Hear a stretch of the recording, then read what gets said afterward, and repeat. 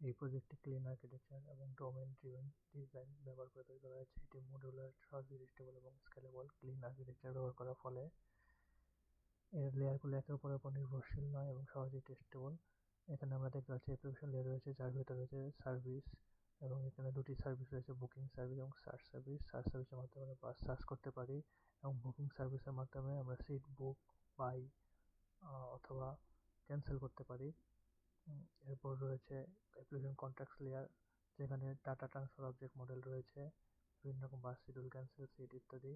এছাড়া রয়েছে interface definition. এরপর রয়েছে ডোমেইন লেয়ার, যেখানে মেন বিজনেস এন্টিটিগুলো রয়েছে, যেমন বাস, বাস শিডিউল, প্যাসেঞ্জার রুট ইত্যাদি। এছাড়া রয়েছে ডোমেইন সার্ভিস, যেখানে সিট স্টেট সার্ভিসের মাধ্যমে আমরা সিট স্ট্যাটাসগুলো জানতে পারি, বুক অথবা অ্যাভেলেবল অথবা সোল্ড কিনা। এছাড়া রয়েছে নাম, সিট স্ট্যাটাস মডেল। এরপর রয়েছে ইনফ্রাস্ট্রাকচার লেয়ার, যেখানে রয়েছে ডাটা, এর ভেতরে রয়েছে অ্যাপ্লিকেশন ডিবি কোড, যার মাধ্যমে আমরা ডাটাবেসের সাথে কানেক্ট করি। এরপর রয়েছে মাইগ্রেশন স্ক্রিপ্ট। এরপর রয়েছে রিপোজিটরিজ, যেখানে আমরা ওই ইন্টারফেসগুলো ইমপ্লিমেন্ট করি, ফলে অ্যাবস্ট্রাকশন অ্যাচিভ হয়।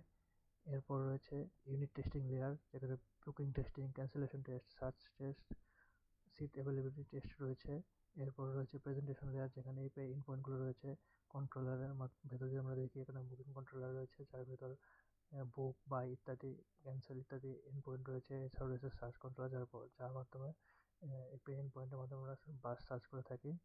এখন যদি আমরা টেস্ট এক্সপ্লোরে গিয়ে টেস্টগুলো রান করি, আমরা দেখতে পাবো সবগুলো টেস্টই সাকসেসফুলি রান হয়েছে।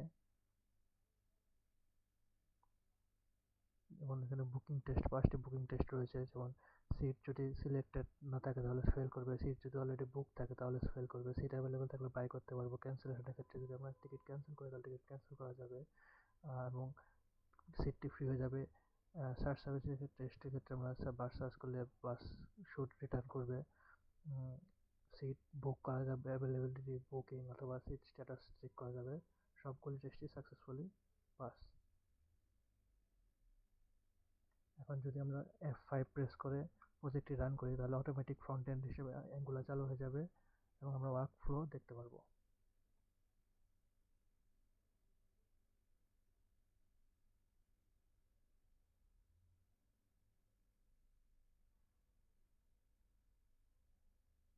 এখানে ডেস্টিনেশন সিলেক্ট করে ডেট পিক করে আমরা যদি সার্চ করি, তাহলে অ্যাভেলেবল বাসের সংখ্যা দেখতে পারবো।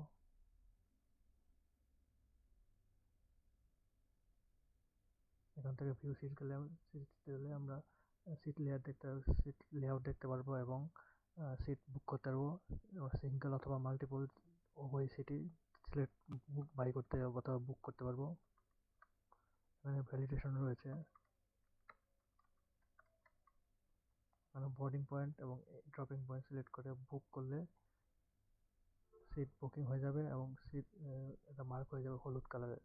একইভাবে আমরা সিট বাই করতে পারবো সিট সিলেক্ট করে।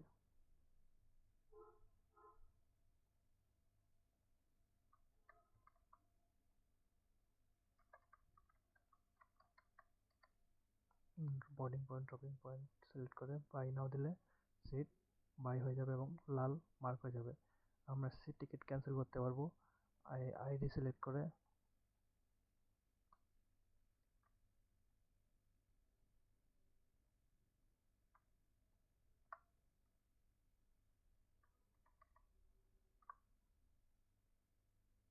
টিকিট ক্যান্সেল হয়ে গেছে এবং সিটটি ফ্রি হয়ে গেছে। Thank you.